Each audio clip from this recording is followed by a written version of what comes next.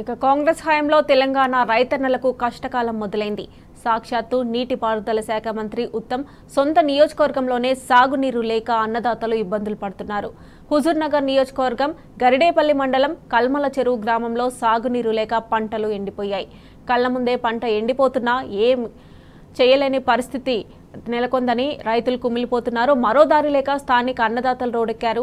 సాగర్ ఎడమ కాలువకు నీటిని విడుదల చేయాలని కోరుతూ ఆందోళన పాటుపట్టారు. రోడ్డుపై బైఠాయించి నిరసన తెలిపారు. ఇప్పటికైనా కాంగ్రెస్ సర్కార్ మొద్దు నిద్ర వీడి సాగర్ ఎడమ కాలువకు నీటిని విడుదల చేయాలని రైతన్నలు డిమాండ్ చేశారు.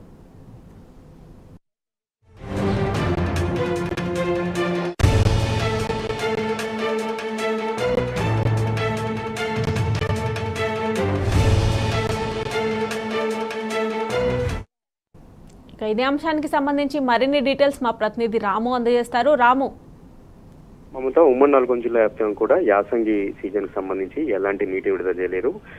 ప్రధానంగా నాగార్జున సాగర్ ఎడమ కాలువ కింద దాదాపు 2.5 లక్షల ఎకరాల్లో ఆయకట్టు సాగైంది. ఈసారి బోర్ల కింద బావుల కింద ఈ సాగర్ మొదటి జోన్ నీళ్ళని నమ్ముకొని, కానీ తెలంగాణ ప్రభుత్వం ఇప్పటివరకు కూడా నీటి విడుదల చేయకపోవడంతో వేసినటువంటి పంటలన్నీ కూడా పొట్ట దశలో ఎండిపోతా ఉన్నాయి.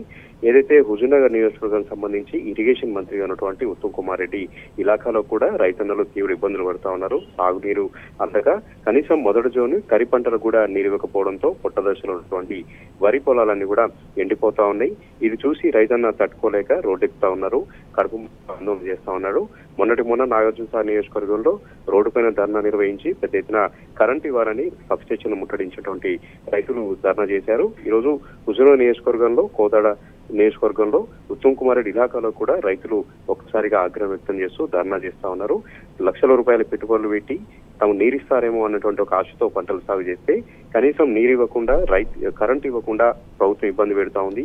వేసినటువంటి పంట పొలాలన్నీ కూడా ఎండిపోతా ఉన్నాయి. పెట్టుబడి అంతా కూడా మట్టిలో కలిసిపోతున్నటువంటి ఆవిధంతో రైతన్నలు ఆగ్రహం వ్యక్తం చేస్తా ఉన్నారు. గరిడపల్లి మండలం కల్మల చెరువు గ్రామంలో అయితే నిన్న పెద్ద ఎత్తున రైతులు ధర్నా నిర్వహించి ఇక నీరు ఇవ్వకపోతే తమ పంట పొలాలు ఎండిపోతే తమకు చావే దిక్కంటూ పురుగుల మందు డబ్బాలతో అక్కడ నిరసన కార్యక్రమం కూడా వ్యక్తం చేయడం జరిగింది.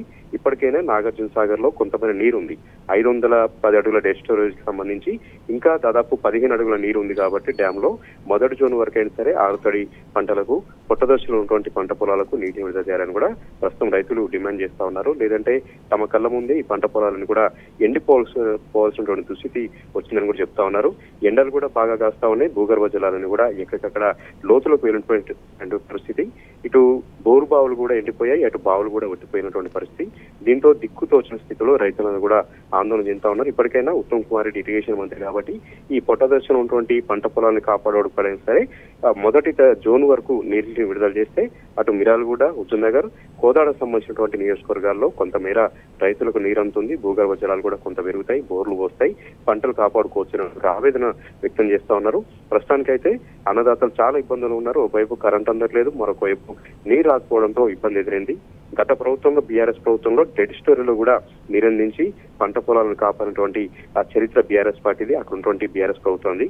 కానీ ఇప్పుడున్న ప్రభుత్వం కనీసం రైతుల వంక కన్నెత్తి చూడట్లేదు. పొట్ట దశలో ఉన్నటువంటి పంట పొలాలు ఎండిపోతుంటూ కూడా పట్టించుకోవట్లేదు. ఉత్తమ్ కుమార్ రెడ్డి ఇరిగేషన్ మంత్రిగా ఉండి కూడా కనీసం పట్టించుకోవట్లేదని కూడా రైతులు ఆగ్రహం వ్యక్తం చేస్తున్నారు. Mamata. Right Ramu, thanks for updates.